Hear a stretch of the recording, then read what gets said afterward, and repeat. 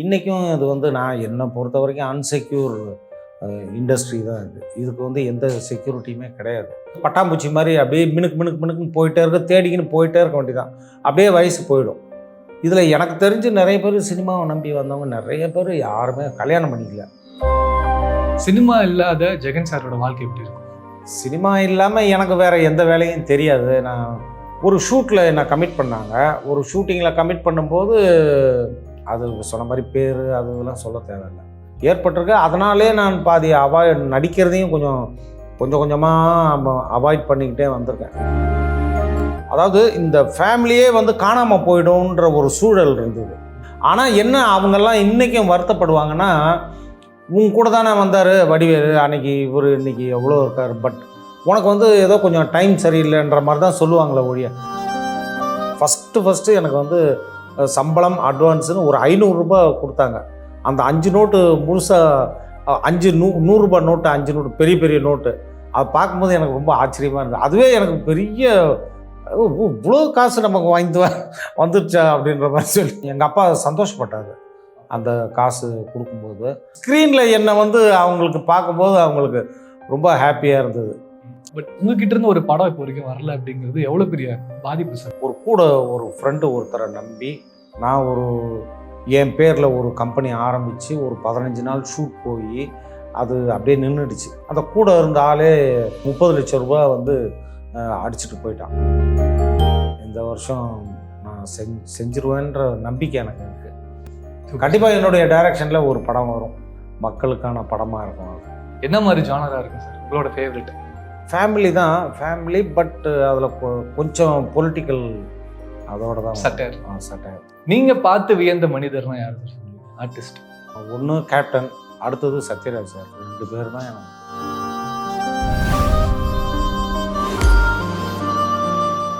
Cinema மீதுல உங்களுக்கு இருக்க காதல் சார் எப்படி வந்தது? அது நான் ஸ்கூல் படிக்கும்போதே நான் எங்கள் அம்மா கூட சேர்ந்து சினிமா பார்த்து அப்படியே பழகிட்டேன். அதுக்கப்புறம் அதை அப்படியே கண்டினியூ ஆகி காலேஜ் வரைக்கும் போச்சு. காலேஜ்லேயும் படம் பார்த்து தான் நான் வந்து ஃபெயிலே ஆகிட்டேன்ற மாதிரி சொல்லுவாங்க. நீங்கள் எப்படி சார் வாய்ப்பை கேட்டீங்க?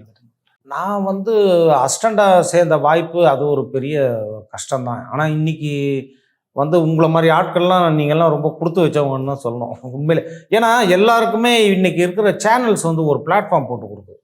லுலு சபான்னு ஒரு ப்ரோக்ராம் வந்து அதுலேருந்து சந்தானம், இதுலேருந்து சிவகார்த்திகேயன், அப்புறம் லுலு சபாவில் இருந்தவன் தான் யோகி பாபுன்ற அவன் ராம்பாலாவுடைய அசிஸ்டண்டாக இருந்து இன்றைக்கி நிறைய பேர் சொல்லலாம். சாமிநாதன் அவங்க நிறைய பேர். அதே மாதிரி சூப்பர் சிங்கர்லேருந்து நிறைய பேருக்கு வாய்ப்புகள் வருது, ஃபாரின் போகிறாங்க. ஆனால் அந்த காலகட்டம் அப்படி கிடையாது. ஒரு டைரக்டர்கிட்ட வந்து நம்ம போய் அசிஸ்டண்டாக ஜாயின் பண்ணணுன்னாலே அதுக்கு ஒரு ப்ரொஃபைல் வேணும். உனக்கு என்ன தெரியும் அப்படின்ற மாதிரி பேசிக்காக நீ சினிமாவுக்கு வரன்ற உனக்கு என்ன பேசிக்காக தெரியும், கதையில் இன்ட்ரெஸ்டா இல்லை டெக்னிக்கலாக ஏதாவது இருக்கா, என்ன அது ப்ரூவ் பண்ணுறதுக்கும் நமக்கு எதுவுமே கிடையாது. நம்ம ஒரு வெறும் களிமண்ணாக தான் போய் நம்ம ஜாயின் பண்ணுற மாதிரி இருக்கும். ஆனால் எங்கள் டைரக்டர் வந்து அந்த காலகட்டத்தில் அசிஸ்டண்டாக ஜாயின் பண்ணால் ஒரு 100 பேர் வருவானுங்க. எல்லாரையும் உட்கார வச்சு ஒரு 10 நிமிஷம் ஏதாவது ஷார்ட் ஸ்டோரி சொல்லு அப்படின்வாங்க. அது சொல்லி அவர் இம்ப்ரெஸ் ஆகிட்டாருன்னா சேர்த்துப்பார், இல்லைன்னா எல்லாம் ரிஜெக்ட் தான். அந்த மாதிரி சேர்ந்தவங்க தான் எல்லாரும். அதே மாதிரி நானும் வந்து அதுக்காக முயற்சியில் நான் ட்ரை பண்ணி ஆனால் அவர்கிட்ட பேசுகிறதுக்கும் முடியாது. சும்மா தூரத்துலேருந்து அவரை பார்க்கலாம், அவ்வளோதான்.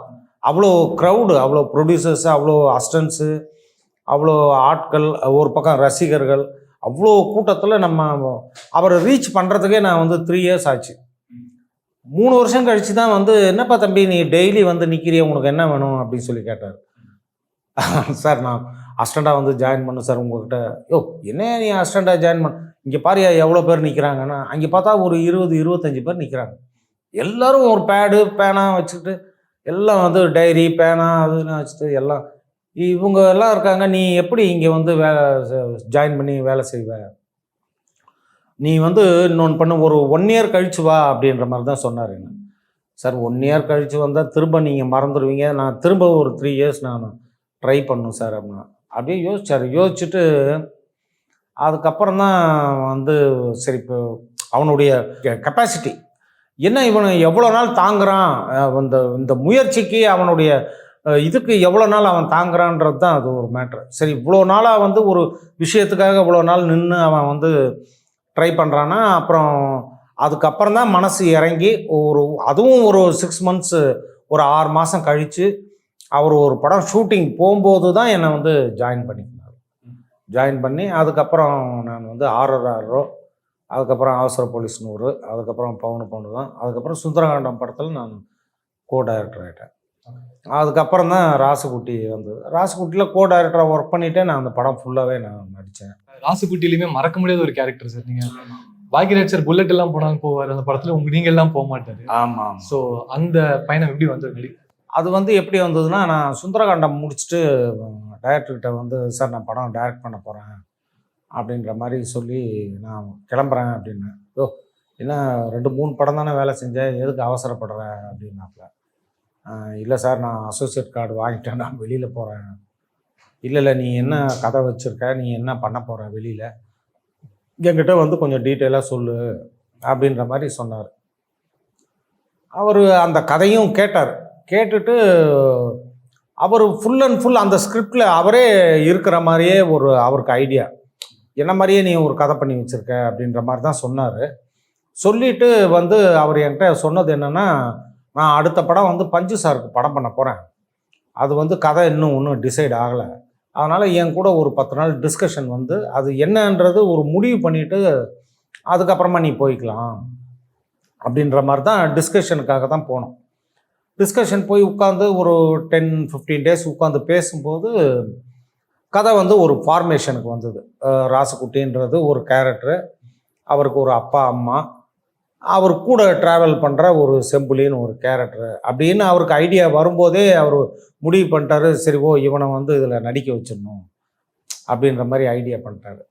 என்கிட்ட லாஸ்ட் மினிட்ல தான் சொன்னார், நீ என் கூடவே நீ ட்ராவல் பண்ணிட்ட இவ்வளோ நாள், நான் உன்னுடைய ஆக்டிவிட்டீஸ் வச்சு தான் இந்த கேரக்டர் நான் வந்து டிசைன் பண்ணியிருக்கேன், அதனால் நீ இந்த கேரக்டர் நடிச்சுட்டு போ அப்படின்னாரு. நான் சொன்னேன், சார் ஏன் நடிக்கிறதெல்லாம் சர்வசாதாரணமாக என்னை கூப்பிட்டு நடின்னா எப்படி சார், அதெல்லாம் முடியாது அப்படின்னு நான் கடைசி வரைக்கும் ஒத்துக்கவே இல்லை. ஆனால் என்னை வந்து டைரக்டர் ரொம்ப கொஞ்சம் கம்பல் பண்ணி, இல்லைப்பா நீ உனக்கு இது ஃப்யூச்சருக்கு உனக்கு ரொம்ப ப்ளஸ்ஸாக இருக்கும், ஒரு நடிகன் ஆகிட்டா அதுக்கப்புறம் ஆர்டிஸ்ட் டைரக்டர், அப்புறம் நீ என்ன வேணாலும் பண்ணிக்கலாம், உனக்கு கம்ஃபர்டபுளாக இருக்கும், அதனால் நீ பண்ணு அப்படின்ற மாதிரி சொன்னாங்க. கூட இருந்த அசிஸ்டன்ட்ஸ் எல்லாருமே என்னை வந்து ஃபோர்ஸ் பண்ணாங்க. சார் என்ன இவ்வளோ பெரிய சந்தர்ப்பம் வருது, இதை மிஸ் பண்ணுறீங்க, வெளியில் எவ்வளோ பேர் வெயிட்டிங்கில் இருக்காங்க நடிக்கணுன்ற ஆர்வத்தில், நீங்கள் இது வந்து பக்கத்துலேயே இருக்குது, நீங்கள் வேண்டான்றீங்களே அப்படின்னு எனக்கு அப்பவும் ஆசோலேஷன் தான். ஏன்னா எங்கள் டைரக்டர் வந்து ஒரு 2-4 டேஸ் ஷூட் பண்ணிவிட்டு அது ரஷ்ஷு, உடனே எடிட்டிங்கில் ரஷ்ஷு போட்டு பார்த்துட்டு, சரி இவன் சரியாக வருவானா வரமாட்டானான்னு டிசைட் பண்ணி வெட்டி எல்லாத்தையும் தூக்கிட்டு வேறு ஆளை போட்டுருவார். அந்த மாதிரி நிறைய நடந்திருக்கு, நான் கூட ஒர்க் பண்ணும்போதே அது நிறைய நடந்திருக்கு. அதனால் சரி அப்படின்ட்டு நான் ஒரு அரகுறை மனசாக தான் இந்த படத்தில் நடித்தேன். அப்புறம் அப்படியே கொஞ்சம் கொஞ்சமாக அப்படியே அப்படியே தூக்கி ஒரு குழந்தைய தூக்கி தண்ணிக்குள்ளே ஸ்விம்மிங் பூலில் போடுற மாதிரி தான், அப்படியே தத்தி கொஞ்சம் கொஞ்சமாக அப்படியே நான் டெவலப் ஆகி கற்றுக்கிட்டு. ஆனால் அது வந்து இவ்வளோ பெரிய ஹிட் ஆகும் அப்படின்ற மாதிரி நான் எதிர்பார்க்கல. அது ஒரு பெரிய ஹிட்டான ஒரு படம் அப்படின்னு சொல்லிட்டு.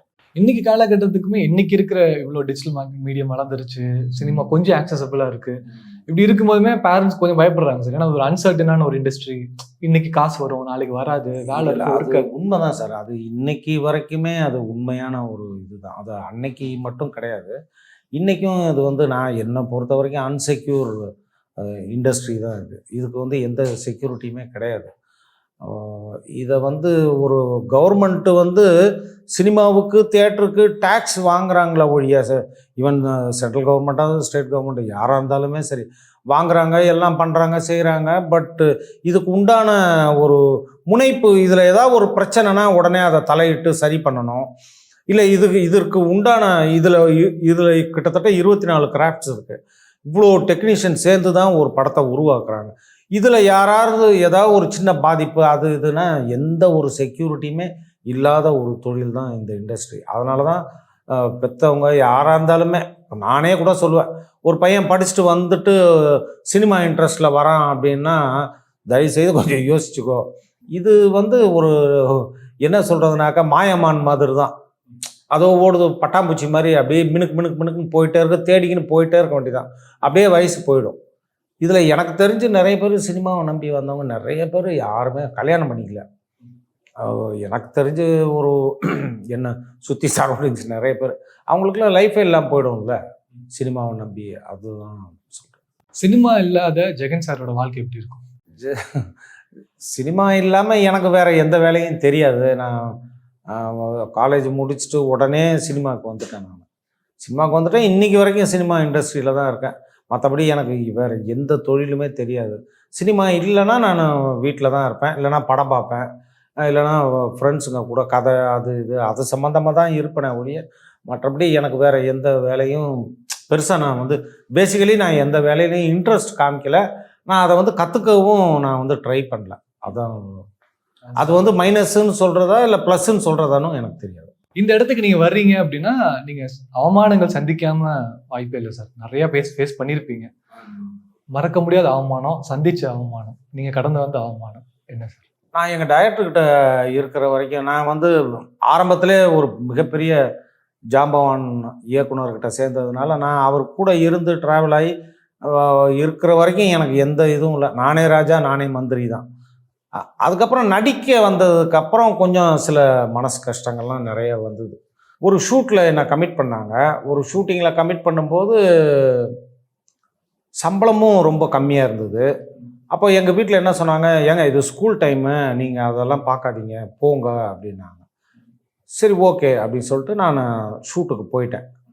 போனதுக்கப்புறம் அங்கே ரூம்ஸு வந்து அகாமடேஷன் பண்ணுறதுல அதில் ஒரு தவறு நடக்குது. அது என்னென்னா, எனக்கு கீழே ஒரு சாதாரண வேலை செஞ்சவனுக்கு ஒரு ரூமு, அங்கே ஒரு ரூமு, நம்மளை கொண்டு போய் ஒரு இடத்துல போட்டானுங்க. எனக்கு ரொம்ப டென்ஷன் ஆகிடுச்சு. டென்ஷன் ஆகி எனக்கு அந்த ஷெட்யூல் பூராவே நடிக்கிற மூடே கிடையாது.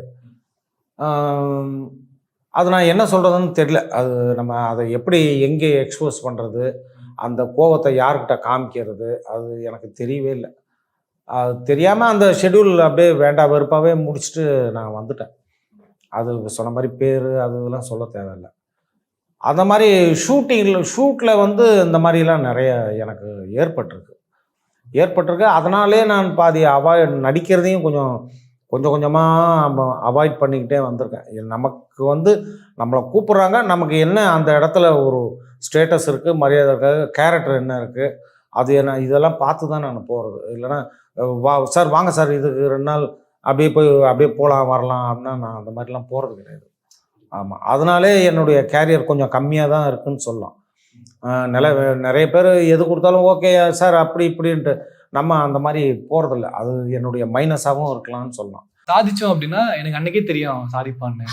சாதிக்கலன்னு வச்சுக்கோங்களேன், நான் அப்பயே சொன்னேன் எனக்கு வேலைக்கு ஆகாது. இந்த பேச்சு வாங்குறதுன்றது இருக்குல்ல சார், உங்களை சார்ந்திருந்த அந்த சர்க்கிள் உங்க காதுபட பேசுனது, உங்களுக்கு தெரிய வந்து பேசுனது, அது வந்து எப்படின்னா சார், என்னுடைய ஃபேமிலி வந்து கொஞ்சம் பெரிய ஃபேமிலி. எப்படி சொல்கிறதுனா, சிஸ்டர்ஸ் எல்லாம் கொஞ்சம் நிறைய பேர் பெரிய ஃபேமிலி. நான் கொஞ்சம் நடிக்க வந்ததுனால தான் நான் அவங்களெல்லாம் கொஞ்சம் எல்லாம் கல்யாணம் பண்ணி செட்டில் பண்ணி அதெல்லாம், அதாவது இந்த ஃபேமிலியே வந்து காணாமல் போய்டும்ன்ற ஒரு சூழல் இருந்தது. அதை வந்து நம்ம முன்னாடி நின்று அதை எல்லாத்தையும் சரி பண்ணி இன்றைக்கி நம்ம ஒரு இடத்துக்கு போகிறோன்னும் போது எல்லோரும் என்னை வந்து அப்ரிஷியேட் பண்ணுறாங்க. ஓ ஜெகன் வந்து இல்லைன்னா இந்த ஃபேமிலியே இல்லை, அவன் அவ்வளோ கஷ்டப்பட்டிருக்கான். அது வந்து அந்த பேர் வந்து நான் என்னுடைய சொந்த பந்தத்தில் கொஞ்சம் எடுத்திருக்கேன் நான். அது மட்டும் இல்லாமல் நான் யார்கிட்டையும் ஒத்த பைசாவுக்கோ என் குழந்தைங்கள வளர்க்குறதுக்கோ இல்லை என்னுடைய பர்சனல் லிவிங்க்கோ இல்லை என்னுடைய கூட பிறந்தவங்க இதுக்கோ எதுக்குமே நான் யார்கிட்டையும் போய் ஒத்த பைசா கூட நிற்கவே இல்லை. பட் இந்த ஃபேமிலி வந்து ஜெகன் இல்லைன்னா இந்த மாதிரி ஆயிரும், என்ன ஆக போகுதுன்னு தெரியலன்னும் போது நான் கொஞ்சம் கொஞ்சமாக வந்து நான் அந்த பேர் மரியாதையை நான் வந்து என் சொந்தமாக எல்லாத்துலேயும் எடுத்துட்டேன்.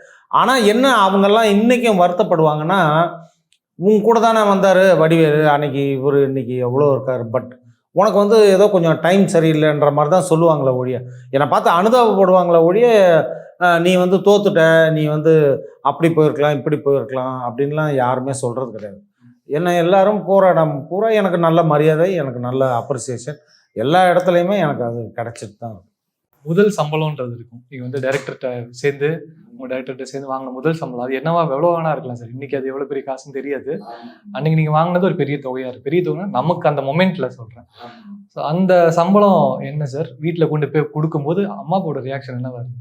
நான் வந்து RRR படத்தில் தான் எனக்கு அக்ரிமெண்ட்டே போட்டாங்க. அந்த படத்தில் உனக்கு இவ்வளோ சம்பளம் ஜெகன் அப்படின்னு போட்டு. அதான் முதல் சம்பளம். அதுதான் ஃபஸ்ட்டு எனக்கு அக்ரிமெண்ட் போட்டு எனக்கு ஒரு பேங்க் அக்கௌண்ட்டும் என்னுடைய பேரில் வந்து எங்கள் டைரக்டர் கம்பெனிலேருந்து ஆரம்பித்து ஃபஸ்ட்டு எனக்கு வந்து சம்பளம் அட்வான்ஸுன்னு ஒரு 500 ரூபாய் கொடுத்தாங்க. அந்த 5 நோட்டு முழுசாக 5 100 ரூபாய் நோட்டு, 5 நோட்டு பெரிய பெரிய நோட்டு. அதை பார்க்கும்போது எனக்கு ரொம்ப ஆச்சரியமாக இருந்தது. அதுவே எனக்கு பெரிய இவ்வளோ காசு நமக்கு வந்துருச்சா அப்படின்ற மாதிரி சொல்லி அதை கொண்டு போய் எங்கள் அம்மாட்ட கொடுத்தேன். ரொம்ப சந்தோஷப்பட்டாங்க. அன்னைக்கு இருந்த காஸ்ட்டு லிவிங் வந்து அந்த 500 ரூபான்றது மிகப்பெரிய ஒரு சம்பளம் தான். அது வந்து எனக்கு ரொம்ப ஹாப்பியாக இருந்தது அப்போது. இப்போ வந்து வீட்டை விட்டு வெளியே வந்தாலே 1000 ரூபாய் செலவாயிடுது. அது வேற விஷயம். அப்பா வந்து கொஞ்சம் புஷ் பண்ண லிமிடெட் கம்பெனிக்கு போகணும் அப்படின்றது புஷ் பண்ணாரு. அதுக்கப்புறமா என்ன இன்ட்ரெஸ்ட்டோ பண்ணட்டும், ஜெகனுக்கு பிடிச்சது பண்ணட்டும்னு விட்டுட்டாரு. ஸோ அந்த அப்பா நம்பிக்கையோட வீட்டை விட்டு உங்களை அனுப்புற மொமெண்ட் இருக்குல்ல, நீங்க சாதிச்சிருவாரு என் பையன் அப்படின்ட்டு. 500 ரூபா கொண்டு போய் அப்பாட்ட கொடுக்கும்போது பெருமையா இருக்கும். அப்பா என் பையன் சாதிச்ச தருணம். ஆமாம். அப்புறம் எங்கள் அப்பா சந்தோஷப்பட்டாரு அந்த காசு கொடுக்கும்போது. அதுக்கப்புறம் என்னென்னா அந்த படத்தில் நான் ஒரு கேரக்டரும் நடிச்சிருப்பேன் RRRல. இப்போ பார்த்தீங்கன்னா உங்களுக்கு நிறைய பைத்தியம் வந்து டைரக்டர் இன்ட்ரடியூஸ் பண்ணிகிட்டே வருவார். அதில் வந்து ஒரு பைத்தியம் பாம்ட்டு ஒன்று கிராஸ் ஆகிட்டு போயிட்டே இருக்கும். அது வந்து இவர் டைரக்டர் உடனே பானுப்பிரியா வந்து ஹைட் பண்ணுவார். அது கொஞ்சம் விவகாரமான பைத்தியம் அப்படின்னு சொல்லியிருப்பார். அந்த படத்துலேயே நான் நடிச்சிருப்பேன். அதெல்லாம் படம் அவங்க ஸ்க்ரீனில் தியேட்டரில் படம் பார்த்தாங்க. அதை பார்த்ததுக்கப்புறம் ஸ்க்ரீனில் என்னை வந்து அவங்களுக்கு பார்க்கும்போது அவங்களுக்கு ரொம்ப ஹாப்பியாக இருந்தது. சரி ஓகே, பையன் ஓரளவுக்கு தேறி ஏதோ ஒன்று வந்துடுவான் அப்படின்ற மாதிரி தான் சொல்லி அனுப்பிச்சி விட்டாங்க. அதுக்கப்புறம் பெருசாக ஒன்றும் பண்ணலை. என்னென்னா நான் இந்த ராசுக்குட்டி படம் முடிஞ்சு ஓடிட்டு இருக்கும்போது எங்கள் அம்மா வந்து கொஞ்சம் பயந்து போய் எனக்கு அவசரமாக கல்யாணம் பண்ணிட்டாங்க. ஏன்னா எங்கள் டைரக்டர் வந்து லவ் மேரேஜ், அடுத்து பாண்டியராஜன் லவ் மேரேஜ், பார்த்திபனும் லவ் மேரேஜ். இவன் யாரையா லவ் பண்ணி யாராவது வீட்டுக்கு கூப்பிட்டு வந்துட போகிறான்ட்டு பயந்துக்கிட்டு அவசரமாக ஒரு கல்யாணத்தை வச்சு என்னை நீ நடி டைரக்ஷன் பண்ணு என்னவா பண்ணி தொலை பொண்டாட்டியோட இருன்ட்டு கல்யாணம் பண்ணி வச்சுட்டாங்க. அதுதான் ஒன்று நடந்தது. நீங்கள் அசிஸ்டண்ட்டாக இருந்திருக்கீங்க, அசோசியேட்டாக இருந்திருக்கீங்க, கோ டைரக்டராக இருக்கீங்க. பட் உங்ககிட்ட இருந்து ஒரு படம் இப்போ வரைக்கும் வரல அப்படிங்கிறது எவ்வளோ பெரிய பாதிப்பு சார் உங்களுக்கு அது இருக்குது? அது வந்து எனக்கு இன்றைக்குமே அந்த அந்த அந்த ஒரு ஒரு இது இருந்துக்கிட்டே இருக்குது. அது செய்யணும் அதுக்கு ஒரு சரியான கால நேரம் வரணும். நான் ஒருத்தரை நம்பி ஒரு ஃப்ரெண்டு ஒருத்தரை நம்பி நான் என் பேரில் ஒரு கம்பெனி ஆரம்பித்து ஒரு 15 நாள் ஷூட் போய் அது அப்படியே நின்றுடுச்சுன்னா அந்த கூட இருந்த ஆளே கிட்டத்தட்ட ஒரு 15-20 லட்சம் ரூபாய் 30 லட்சம் ரூபாய் வந்து அடிச்சுட்டு போயிட்டான். அவன் ஆளை காணாமல் போயிட்டான். அதுலேருந்து நான் கொஞ்சம் உஷாராக சினிமாவில் வந்து யாரை நீங்கள் நம்புறது யாரை நம்பக்கூடாதுன்றது 20 வருஷமாக பழகினவங்களும் காலவாரி விட்டுருவாங்க. நம்மளை வந்து ஒரு ஜூஸ் மாதிரி யூஸ் பண்ணிட்டு போயிடுவானுங்க. கூடவே வச்சுட்டு இவனுக்கிட்ட என்னென்ன ப்ளஸ் இருக்குது அப்படின்றத யூஸ் பண்ணிவிட்டு ஜெகன் இருந்தால் இதை பண்ணிக்கலாம் அதை பண்ணிடுவானுங்க. பண்ணிவிட்டு வண்டியில் வீட்டாண்ட இறக்கி விட்டு அவங்க பாட்டுக்கு போயிடுவாங்க. இது வந்து சினிமாவில் ரொம்ப நடக்கும். அந்த இன்சிடெண்ட்லேருந்து நான் கொஞ்சம் ஜாக்கிரதையாகவே இருக்கேன். இனி வந்து ஏதாவது பண்ணால் அப்புறம் இன்றைக்கி வர படங்கள்லாம் வரும்போது சின்ன சின்ன பசங்க நல்ல படங்கள் பண்ணுறாங்க இன்றைக்கி. அதனால் அந்த மாதிரி கண்டென்ட்டோட மக்களுக்கு நல்ல கனெக்டிவிட்டியான ஒரு ஸ்கிரிப்ட் பண்ணி நான் டைரக்ட் பண்ணணுன்னு எனக்கு இருக்குது. ஆனால் நான் கண்டிப்பாக அச்சீவ் பண்ணுவேன். இந்த வருஷம் நான் செஞ்சிருவேன்ற நம்பிக்கை எனக்கு இருக்குது. கண்டிப்பாக என்னுடைய டைரக்ஷனில் ஒரு படம் வரும், மக்களுக்கான படமாக இருக்கும். அது நாங்கள் கொண்டாட வேண்டிய படமாகவும் இருக்கும். எங்களுக்கு அது பொறுப்பு இருக்குது சார். ஏன்னா இத்தனை வருஷம் நீங்கள் எங்களை என்டர்டெயின் பண்ணீங்க ஸ்க்ரீனில். உங்களோட பேர் நீங்கள் டைரக்ட் பண்ண படம் போது எங்களுக்கு கூடுதல் பொறுப்பு இருக்குது செலிப்ரேட் பண்ணுறதுக்கு. சரி, உங்களோட படம் இதை நான் சொல்கிறேனே, நீங்கள் நினைக்கிற மாதிரி இந்த 2024 நீங்கள் படம் பண்ணுறீங்க, டைரக்டட் பை ஜெகன் வருது சார். என்ன மாதிரி ஜானராக இருக்கும் சார் உங்களோட ஃபேவரெட்? இது வந்து ஃபேமிலி தான், ஃபேமிலி. பட் அதில் கொஞ்சம் பொலிட்டிக்கல் அதோட தான் சட்டையர் அப்படின்னா அதுலயுமே ஒரு கதை ரெடியா தான் இருக்கும். ஆமாம் கதை ரெடியாக தான் இருக்குது. லீடிங் ஸ்டார்ஸ் எல்லாரோடையும் நடிச்சிருக்கீங்க சார். விஜயகாந்த் சாரா இருக்கட்டும், விஜய் சாரா இருக்கட்டும், ஆமாம் சரத்குமார் சார், பிரபு சார், இவங்க எல்லாத்து கூடயும் நடிச்சிருக்கீங்க. நீங்க பார்த்து வியந்த மனிதர்னா யார் சார் சொல்லுவீங்க? ஆர்டிஸ்ட். ஒன்று கேப்டன், அடுத்தது சத்யராஜ் சார். 2 பேர் தான் எனக்கு ரொம்ப பிடித்தமான மனிதர்கள். அதனால் நான் சொல்கிறேன், எனக்கு ரொம்ப பிடிச்சவங்க. சத்யராஜ் சாரும் சரி, விஜயகாந்த் சாரும் சரி. விஜயகாந்த் சார் கூட நான் ஒரு 3 படம் நடித்தேன். நடிச்சுட்டு அதுக்கப்புறம் எங்கள் டைரக்ட் பண்ண சொக்கத்தங்கம் ஃபுல் அண்ட் ஃபுல் கோ டைரக்டராக நான் தான் ஒர்க் பண்ணேன். அதில் எனக்கு ரொம்ப இன்டிமேசியாக இருக்கிற கூடிய ஒரு ஆள் யாருன்னா கேப்டன் தான். அது மட்டும் இல்லாமல் எனக்கு அவர் கிட்டத்தட்ட ஒரு 50-55 டைரக்டர்ஸ் வந்து உருவாக்கி இருக்காரு. அதோட 52வது ஆளாக என்ன டைரக்டர் ஆக்கிடணும் ஜெகனை எப்படியாவது அப்படின்னு முயற்சி பண்ண ஒரு ஜீவன் அது. அதனால் எனக்கு அவர் இறந்தது பெரிய ஒரு வருத்தம் தான். எனக்கு மனசு ரொம்ப கஷ்டமாக இருக்குது. விஜயகாந்த் சாரோட மறக்க முடியாத மொமெண்ட் இது. அவருடைய ஹார்ட்டு தான். நல்ல மனிதர், நல்ல எல்லாரையும் சாப்பிடணும்னு சொல்கிறது, எல்லாரையும் நல்லா இருக்கணும்னு சொல்கிறது, விசாரிக்கிறது, யாரையுமே மறக்கவே மாட்டார். அவர் நடித்த முதல் படத்தில் நடிச்சிருந்தா கூட அவர் கும்பலில் நின்னா கூட அவரை கூப்பிட்டு எப்படி இருக்கீங்க, நல்லா இருக்கீங்களா, அந்த படத்தில் நடிச்சிங்க அப்படின்னு எதாவது வேணுமா என்ன ஏது எல்லாம் விசாரிப்பார். அதுக்கப்புறம் அவர் நடிக்கக்கூடிய ஒரு ப்ராஜெக்டில் யாரை உள்ளே சேர்த்துக்கணுமோ அதெல்லாம் அரவணைச்சு சேர்த்துக்குவார். அந்த மாதிரியான நல்ல குணங்கள், நல்ல பண்பு. அது மட்டும் இல்லாமல் மக்களை வந்து சில பேர் நடிகர்கள் வந்து வீட்டை விட்டு வெளியே வரமாட்டாங்க. இவர் எனக்கு போட்ட கண்டிஷனே என்னென்னா, சொக்கத்தங்கம் ஷூட்டிங் ஆரம்பிக்கும் போது, ஜெகன் நீ வந்து ஷெட்யூல் போடு, பட் சண்டே ஒரு நாள் என்னை வந்து ஃப்ரீயாக விட்டுறணும் அப்படின்னு சொல்லுவார். ஃப்ரீயாக விட்டுறணுன்னா அன்னைக்கு ஒரு நாள் தான் வந்து மதுரை ஒரு நாள் மக்கள் ரசிகர்கள் வராங்க. அப்புறம் பொள்ளாச்சியிலேருந்து கொஞ்சம் நாள் அப்படி வந்துக்கிட்டே இருப்பாங்க ஜனங்க. அதனால் சண்டே அவர் மக்களையும் ரசிகர்களையும் சந்திக்கிறதே ஒரு வேலையாகவே வச்சுருந்தார். அது எனக்கு ரொம்ப ஆச்சரியமாக இருந்தது. அதுவே காலையில் 7 மணிக்கு ஆரம்பித்தார்னா அவர் திரும்பவும் போய் குளிச்சுட்டு சாப்பிட்றதுக்கு மணி 3 ஆகிடும். அன்றைக்கி சண்டே பொழுது ஓடிடும். அது எனக்கு ரொம்ப பிடிச்சமான விஷயம். அதில் நான் என்ன பண்ணுவேன், சரிங்க சார் அப்படின்னு சொல்லிட்டு நான் ஒரு 2 வாரம் விட்டுட்டேன். அதுக்கப்புறம் இந்த படம் வந்து சீக்கிரமாக முடிக்கணுன்ற ஒரு கட்டாயம் எங்களுக்கு. ஏன்னா ரிலீஸ் டேட்டு கொடுத்துட்டு தான் நாங்கள் ஷூட் போனோம். அதனால் நான் என்ன பண்ணுவேன், 3வது வாரத்துலேருந்து சார் ஒரு 2 hours வாங்க சார் அப்படின்னு சொல்லிட்டு கூப்பிட்டு வந்துடுவேன். ஆமாம் சண்டே. ஐயோ என்னையான தொல்லை சரி ஓகே, எந்த மனஸ்கஷ்டமும் படாமல் வந்துடுவார். அப்புறம் 2 hours அரை நாள் ஆச்சு, அரை நாள்ன்றது அப்புறம் முழு நாள் ஆச்சு. அப்புறம் எங்களுக்கு ரொம்ப கோஆப்ரேட் பண்ணார். ஏன்னா அந்த படம் வந்து அந்த மாதிரி அவ்வளோ ஆர்டிஸ்ட், அவ்வளோ ஸ்டார் காஸ்ட் அந்த படத்தில். அது வந்து ரிலீஸ் டேட்டு பொங்கல் ரிலீஸுன்னு சொல்லி சொன்னதுனால அவர் ரொம்ப எங்களுக்கு கோஆப்ரேட் பண்ணி என்ன ஹெல்ப் பண்ண முடியுமோ அவ்வளோ பண்ணார். குஷி படம் நீங்கள் பண்ணியிருக்கீங்க விஜய் சாரோட. ஆமாம். அப்படியே தெலுங்குலையுமே நீங்கள் தான் பண்ணியிருக்கீங்க அது ரீமேக் பண்ணும்போது. ஸோ தமிழில் பண்ண அதே கேரக்டரை ரீப்ளேஸ் பண்ண முடியாமல் தெலுங்குல ஒரு கேரக்டர் பண்ணோம்னா உங்களே தான் கூட்டு போய் வச்சிருக்காங்க. ஆமாம். ஸோ அந்த ரோல் நீங்கள் தெலுங்குல அடாப்ட் பண்ணிக்கிட்டு தமிழில் பண்ணது, உங்களை ரீப்ளேஸ் பண்ண ஆள் இல்லைன்றதுக்காக உங்களே கூட்டு போனது எப்படி பெருமையான moment working with Vijay sir? அதெல்லாம் அந்த படத்தில் வந்து எனக்கு விஜய் சார் கூட பெரிய காம்பினேஷன்லாம் கிடையாது. விஜயகுமார் சார் கூடவும் ஜோதிகாவு கூடவும் தான் நான் ஊரில் மட்டும்தான் நீங்கள். ஆமாம். அந்த கேரக்டர் அந்த போர்ஷன் மட்டும்தான் பண்ணேன்.